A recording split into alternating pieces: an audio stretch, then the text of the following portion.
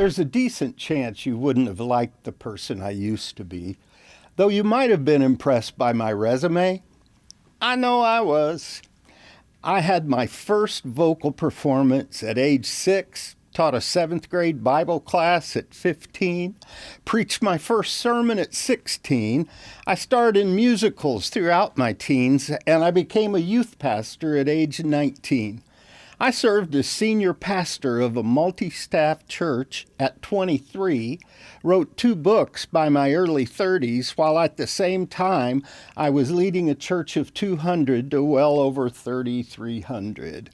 And all of God's people said, big whoop.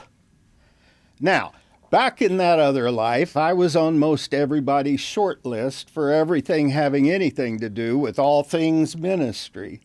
I was a golden-haired wonderkind and one of those young Turks typically listed for why the future of the Christian movement was bright. And for the first 4 decades of my life did. It read like the story of Midas, because like Midas, everything I touched, it sparkled. Until it didn't. And why it didn't, well, that's what matters to us today.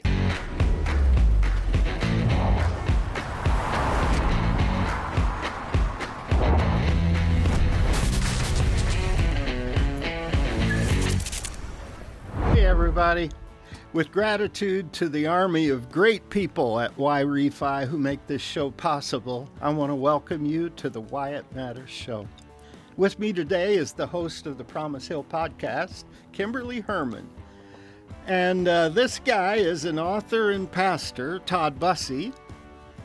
And we have a newbie, his first time as a legit part of the Wyatt Matters team, Garrett Shelp. Lindsey Vonn is widely considered to be the greatest women's downhill skier in American history. So picture lots and lots of medals, mostly gold. But by 2019, her injuries had piled up, so she retired, put down her skis, and like so many former athletes, picked up a microphone. But by 2025, she couldn't take not competing anymore and decided to turn retirement into the Legacy of Lindsey Part 2. Mind you, this is after numerous surgeries plus a partial knee replacement. Lindsey's knee said, "You're done," but the rest of Lindsey said, "Hold my poles." All this at 41. So she starts training like a beast, defying age and physics just to chase one last run for gold and glory. And doggone it if she didn't make it. However, 13 seconds into the race, she clips a gate and crashes the most horrific tumble you might ever see. And even as she was being airlifted to the hospital, incredibly, the talking heads demanded to know, why did she come back, and should she have come back? So I wonder, guys, what was your reaction when you watched this moment? She trained 24/7 for 2 years, and all of that for 13 seconds. Yeah, 13 seconds, almost as long as my last treadmill. But I love what Lindsey said. She said, "I have no regrets. At least I tried." Still, it does make you want to ask, was she crazy or was she courageous? Okay, was she? Which? Well, I think she was absolutely courageous. She had it in her. It was all or nothing for her. If she didn't do it, she would always wonder, and living with regret is a horrible thing. It's true. I mean, I get that. I think it's just, only if she'd never won before, but she went out on top of her game. Why the need to come back? I mean, especially after she had her knee replaced, ACL correction, just months before the Olympics. It seems to me that the odds were clearly stacked against her. Life is just full of odds that are stacked against you, though. If you don't try and lose, you don't know what it's like to try and to win. I think about my love life, which historically miserable, horribly failure at it, laughable. And my first effort at it in middle school at a dance, going up to my dream girl and tripping on her long dress, knocking her down, 6 other girls down. That wasn't going anywhere. It never went anywhere. It never happened. But you know what? You keep trying, and all it takes is one win, right? and I got my one. Yeah. And, So I got another question. Have you ever had the desire to take one more go at it? I mean, you already did do it, and whether you failed and you want to get it right this time, or you succeeded, but you want to feel the thrill of victory again. Have you ever been there? It's inspiring. I wanted to try one time spicy food again because the first time I tried, speaking of love life, I was trying to impress this girl with like eating the spiciest wing, and I just had snot coming out my nose. So I went back again one day and still had snot, but I was glad she wasn't there to try watch. again. Just don't do it in front of us. That's good. I've often been called crazy for the way I do what I do. Like, why do you do so much? Why do you write the way you do? That whole deal. So how do you know when you're being crazy and when you're simply being courageous? I think it's when my friends say, "Hey, dude, maybe you shouldn't do that." Oh, for me, I think it's when the ambulance shows up. The wise counsel. All right. I got one more clip, and I want to play it, and then you guys react to it. It's been really hard, and it was definitely not the way I wanted to end my Olympics. But it's been really inspiring to watch my teammates. I always fight. I'll keep going. No regrets. I wish it had ended differently, really. But I'd rather go down swinging than not try at all. I worked really hard to get back, and it was so worth it. This was just one blip on the radar. It was one thing that I wish didn't happen, but life is life, and we have to take the punches as they come. She has no regrets, and it takes a lot of grit and humility. She almost thinks of herself like Rocky, right? Which is a great analogy in every aspect of life, because life does at times beat you down, but you get back up and keep pressing on, or at least that's the way it should be. And the fail's just a blip. I love that she just said that, Yeah. right? It's just, the win is a great outcome, but sometimes just being able to say, "Hey, I tried," and to be able to say, "I'll rise again. I'll go at it again." All right. We'll be right back. Remember your dreams, your future, your education? Has private student loan debt destroyed those dreams? It doesn't have to. Why Refi refinances distressed or defaulted private student loans that others won't touch. They can save you thousands of dollars, get you a custom payment that you can afford, and they don't care what your credit score is. Don't let private student loan debt ruin your life. Call iRefi today.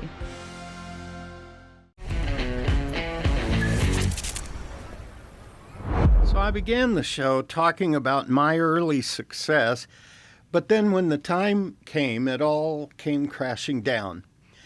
The church I had pastored for almost 2 decades was completing a massive relocation when my wife of 24 years told me she didn't love me, wasn't sure she ever did, and was leaving to be with another. The church tried to be supportive, but the pressures were great, and my sense of failure pressed in so hard, I resigned in shame, found a way to support my kids and me, and hoped, though I had no clue how, that God would eventually heal me.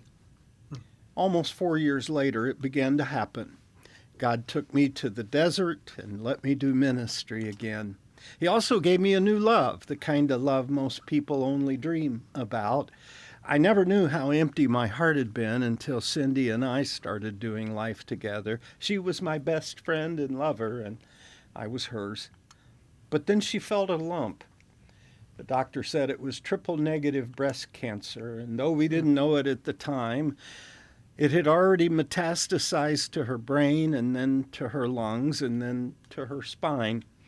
And though I dearly loved her before cancer, my love kept growing and growing, even as that dread cancer also kept growing and growing. I was so captivated by her beauty and by her bravery, but most of all, by her faith. So when she stopped by heaven to see Jesus and decided to stay, I thought my life was over. Over, all over again. But I was so wrong, because my life wasn't even close to over. You see, life has taught me, mostly through pain, that the story I live is not my own. God is the real author of the story of me. I'm just a bit player at best. It's kind of bizarre, but after God restored me from my first big hit, I started doing stuff that I was never bold enough to do in my previous life. I wrote a book in the first 6 months of starting a church from the ground up. I'm not saying that was smart, but I did it.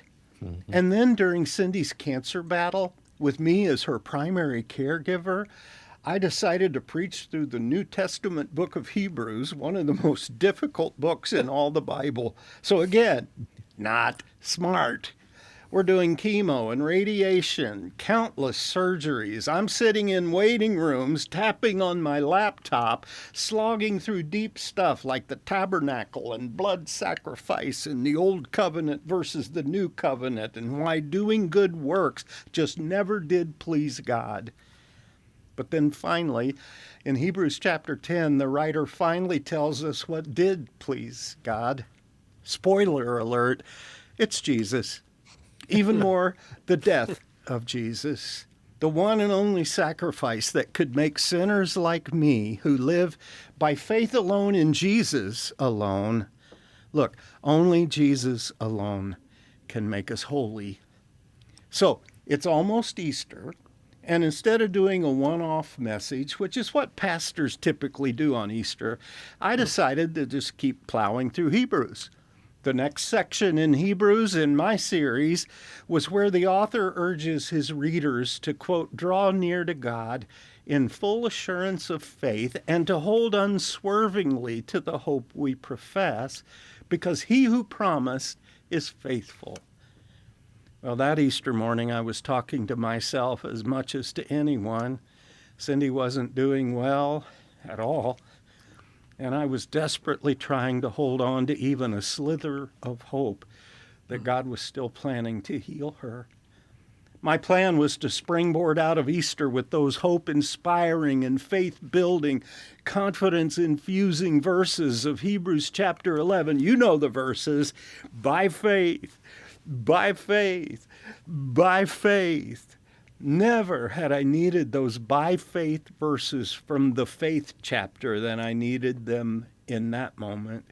And I couldn't wait for the Sunday after Easter so I could start unpacking them.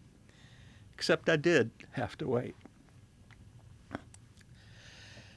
Because 3 days after Easter, Cindy breathed her last and slipped away from me and forever into the arms of Jesus. And for a long season that seemed like forever, I could do hardly anything else but grieve. Now, if you haven't experienced much pain in your life, you might worry about a pastor who admits such things, but you need to just chill out, quite frankly, because I didn't grieve without hope. I didn't. It's just that Cindy's gain in being with Jesus was my loss. Cindy being with the Lord meant she was away from me. And though because I loved her so much, I was relieved for her, knowing that she would never again have to endure death or mourning or pain, the problem is I was dealing with all three of those in full measure. I was thrilled that God had wiped away every tear from her eyes, but I was weeping a bucket full of my own. There were days I wondered if I would ever stop crying. We'll be right back. Hi, folks. Larry Elder here. I'd like to tell you about Promise Hill, which I can guarantee you is like no other podcast you've ever heard. Promise Hill takes you to a place where there's not just an uplifting story, but soul care and healing tips for the listener as well. Folks, I've been to Promise Hill, and believe me, you want to visit and you'll be glad you did. Because every now and then, we all need a place where we can escape to. Promise Hill, wherever you get your podcasts.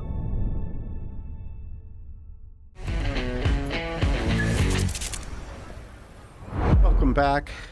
Several weeks later, I sensed it was time to preach again. I just didn't know how I would be able to do it. But a prof once told me that faithfulness is 90% just showing up. So that's what I did. And God came with me, just as he has been with me through every other surprising and heartbreaking chapter he's written into my story. He knew, although he's the only one who did, that after the supreme joy of Easter, and then after the deep devastation of 3 days after Easter, God knew that the first 2 words out of this pastor's mouth would be the next 2 words in Hebrews, the next 2 words after these words, for he who promised is faithful.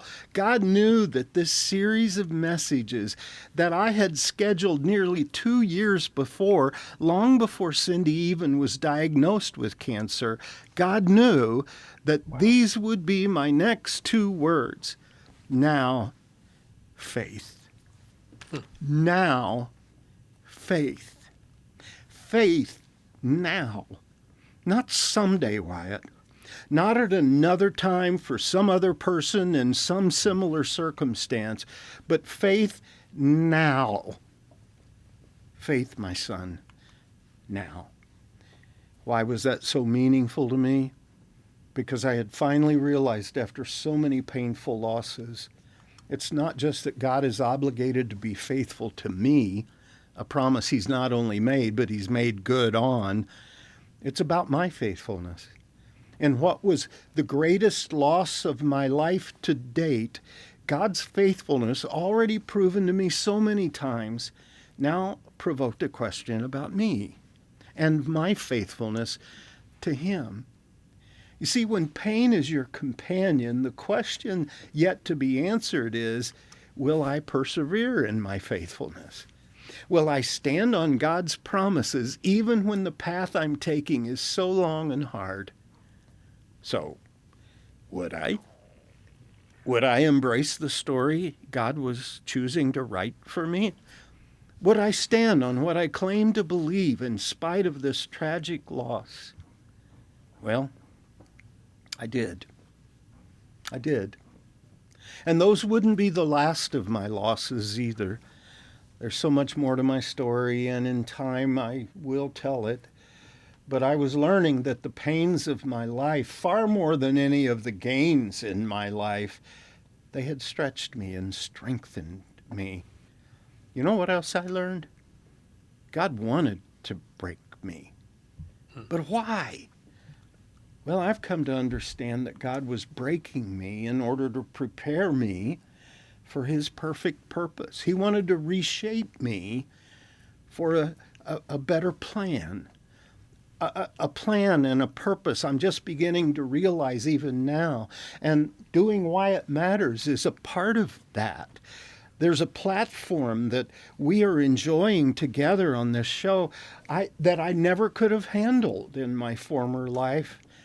But these painful losses and so many more, when my kidneys died, and then when my daughter died, the pain was so great as if I had never known pain before. Each one of them, they made me so much better than I used to be. And there will be more, I know that. As long as I'm breathing, there will be more breaking. But that's okay, because through every loss, I'm learning that when I surrender myself to God, and when I humbly embrace the kind of loss no one should ever have to go through, I'm learning that each new experience is the choice lumber that God wants to use to build for me another platform so that I can put his limitless grace on display. I mean, seriously, I have no clue what I'm doing right now. Me on radio, TV no less. Are you kidding? Our God has such a great sense of humor. But I am a better man for all my losses. I'm a better father, a better grandfather, a better pastor, a better radio dude. Just saying. Yeah, that part won't take much, but I'm better. I really do believe that God sent me on this exquisitely awful journey because he had his purpose. I read something many years ago that I still carry with me. It is doubtful that God can use any person greatly until he has hurt him deeply. I don't know why that's true. I just know that it is true. Every person God wants to use has got to be humbled. and broken so that he or she can then be reshaped into the image of Jesus and for God's perfect purpose. Broken, yes, but not crushed. If anything, broken and recharged, broken and made new. There's one more thing that I've learned. Following Jesus really is all about dying. Postmodern Christianity wants Jesus to do all the dying. And let's keep it real. We all love to hear sermons about Jesus doing all the dying. But to take up your cross, which is what Jesus calls us to do, just saying, Jesus has done all the dying he was called to do. He's done with the dying.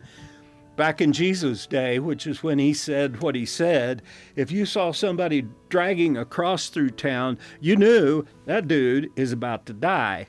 So what else could this verse mean? That I am to take up a cross.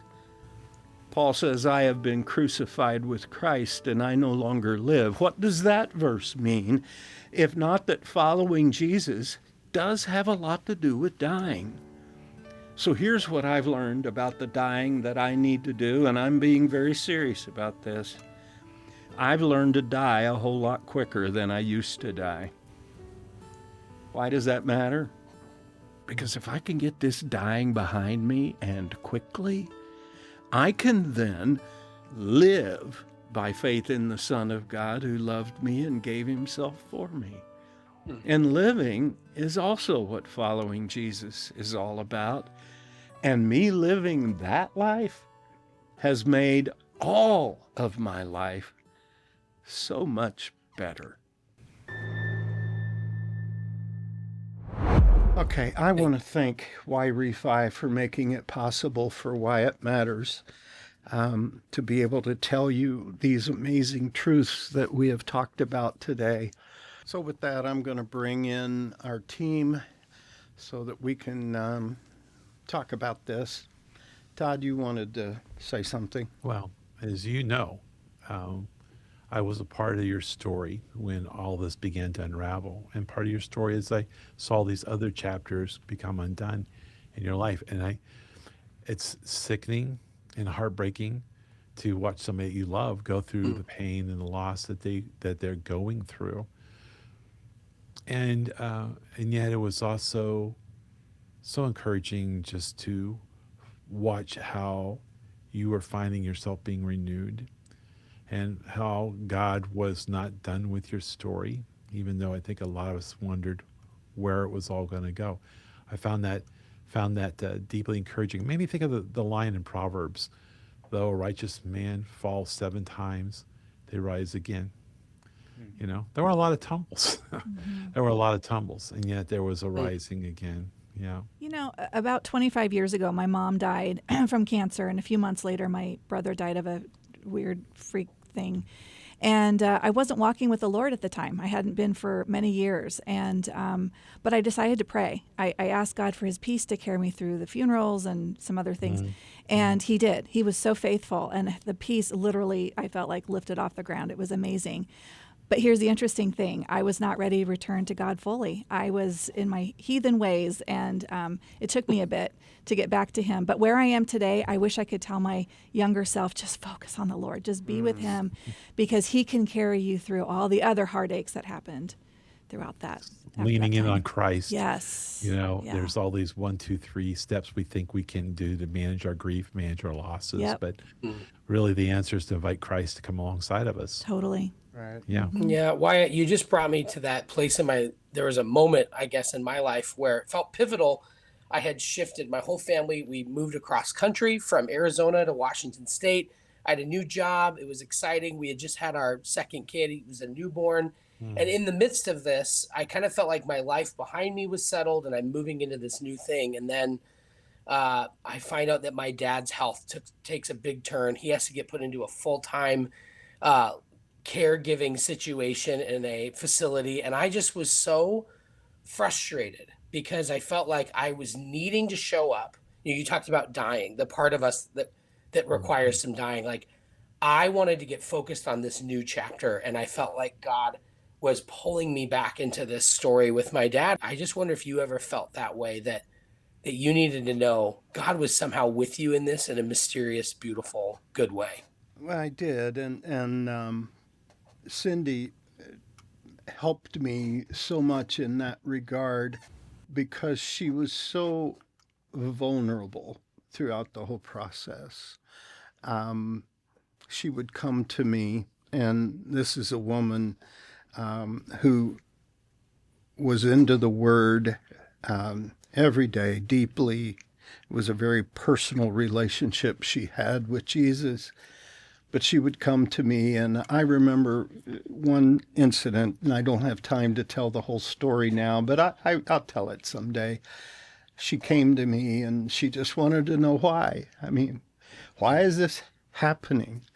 And I took her to 2 Corinthians chapter 4, where Paul talks about the fact that we're hard-pressed on every side, but not crushed. And he goes on, several different illustrations, perplexed, but not in despair, persecuted, but not abandoned. And shaken, but not. told her to take that and to go out on the patio and just let God speak to her with that, and then come back in and we'd talk about it. And she came back in and she sat on my lap, and we talked about it and went through the whole passage. And finally, at the end, I said, Cindy, I don't know why you're going through what you're going through, but you got to hang on to the but not parts. You know, you're going through this circumstance, but there's a but not. You know, even if cancer takes your life. And I that was so very hard for me to even express with my words, because I so didn't want that to enter in and be a part of the story. But we talked about the but not crushed, but not in despair, and how the way we hold on to that is that what we do is, and Paul goes on to say this, we carry around in our body the death of Jesus so that his life can be revealed, magnified, and exalted in us. And she really took that in, and that's how she lived her last days. She wanted to carry around the life of Jesus. And what an inspiration that is to me. And I hope that when it comes time for me to pass from this life and to be with Jesus, that I can do as she did. It has been a joy to talk with you today. Can't wait to see you again next time.